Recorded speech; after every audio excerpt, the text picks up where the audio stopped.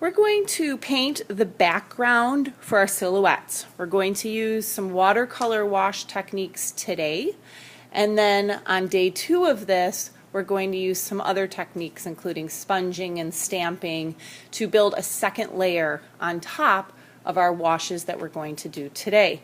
I'm going to show you how to create watercolor washes, how to add them to your background paper. You'll actually be working on 2 backgrounds today. 2 separate backgrounds because watercolor wash technique should be very quick, so you should have time to complete both of them.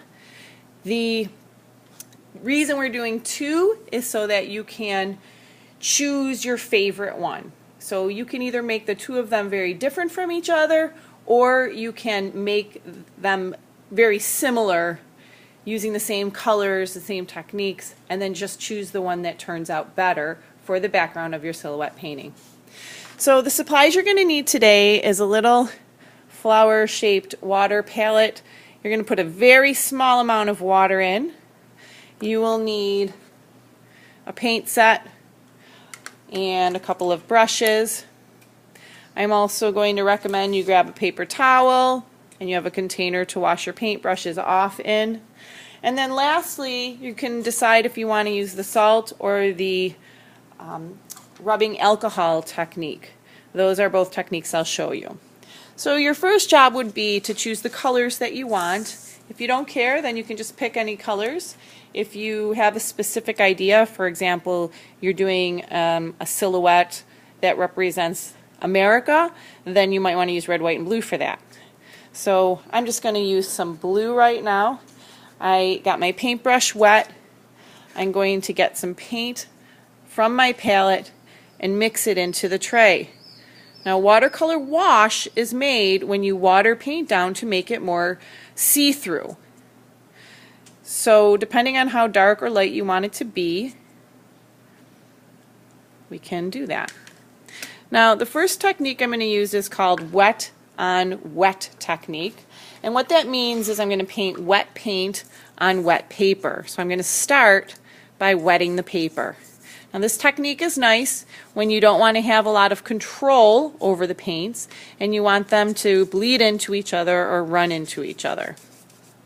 You want to work fairly quickly. You want the we want the paper to be rather shiny looking. So if you sort of look at it from the side to see if the water is settling on the top,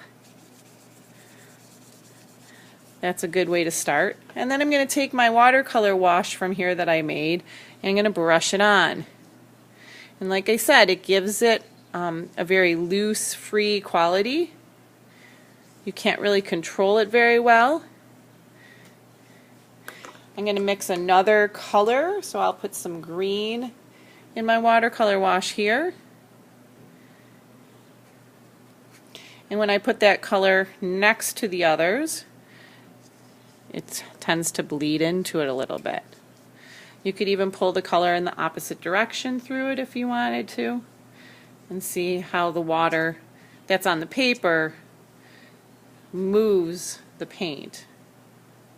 Sometimes this gets very puddly, if that's a word. If there's too much paint and it's too wet looking, take your paintbrush, dry it off, and use it like a sponge. I don't recommend pressing this into the surface because it changes the whole texture of the painting.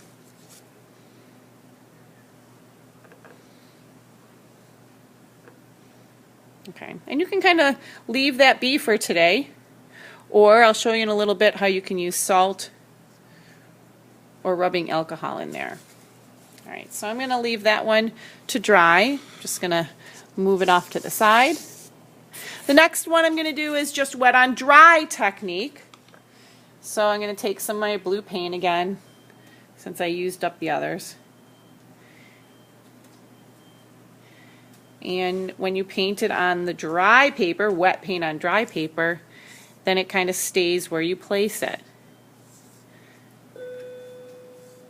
If you don't think your color is dark enough, like mine is pretty dark, this blue. If you don't think it's dark enough though, you can add more paint to the water over here and make it more of a watercolor wash. I can also add some green in there if I wanted to.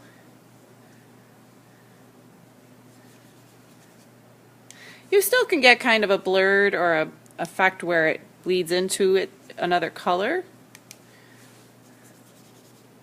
But basically we just want to fill the paper with color. You could even use a smaller brush, so I have this smaller brush, and take the paint directly from the tray and add it into some of the wet areas, and it will kind of bleed out and create a cool effect as well.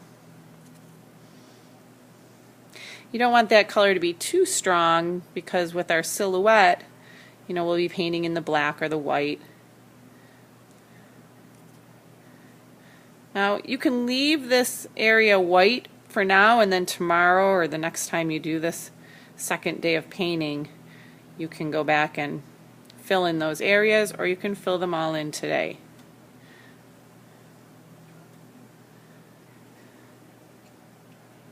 So that's wet on dry.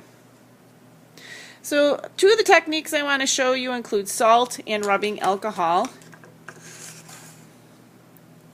So basically, let me move this out of the way and get back over to here.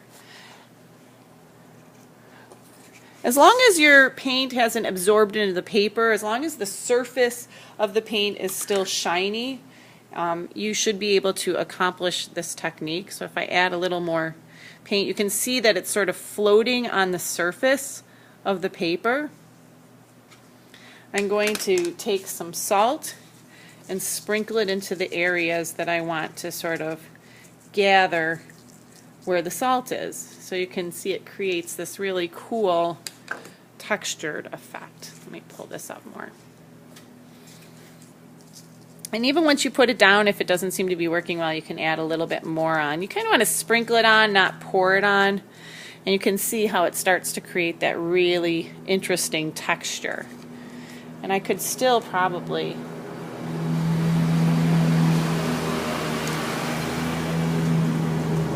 add more paint in.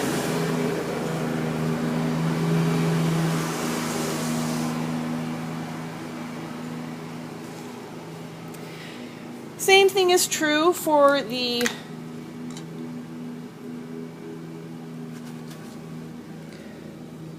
rubbing alcohol, and you can mix colors if you want, so I can put a little bit of blue in here and also a little bit of green in here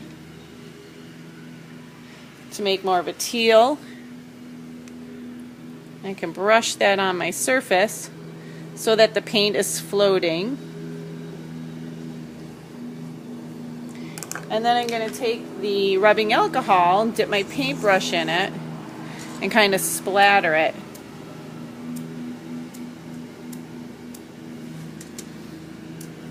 Kind of flick it. Even on some of these areas I did before, it seems to be working effectively. Bring it up here a little bit. So it kind of gathers the paint a little differently than the salt technique. So you can use any or all of those techniques, and then on day 2 we're going to come back and put those second layer of paints over it.